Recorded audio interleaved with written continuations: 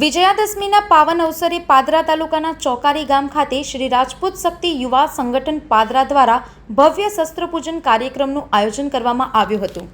દેવપુરા વિસ્તારમાં યોજાયેલા આ શસ્ત્રપૂજનમાં શાસ્ત્રોક્ત વિધિથી પૂજન કરવામાં આવ્યું। ખાસ કરીને પાદરાના ધારાસભ્ય ચૈતન્યસિંહ ઝાલાની વિશેષ ઉપસ્થિતિ રહી હતી।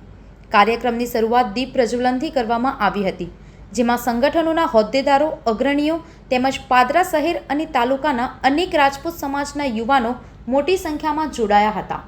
આ પ્રસંગે ધારાસભ્ય સહિત ઉપસ્થિત મહાનુભાવો દ્વારા શસ્ત્રપૂજન અને આરતી કરવામાં આવી હતી।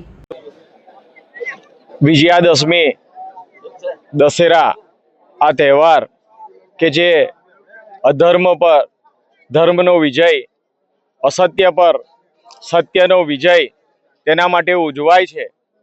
અને આ જ દિવસે વિજયાદશમીના દિવસે એ રાજપૂત સમાજ એ પોતાની પ્રણાલિકા મુજબ શસ્ત્ર પૂજન કરતો આવ્યો છે। આજ રોજ શ્રી રાજપૂત શક્તિ યુવા સંગઠન પાદરા દ્વારા પાદરા તાલુકાના ચોકારી ગામે શસ્ત્ર પૂજનનો કાર્યક્રમ રાખ્યો છે, જેમાં સંગઠનના સૌ ભાઈઓ, સૌ ગ્રામજનો આ શસ્ત્ર પૂજનમાં જોડાયા છે।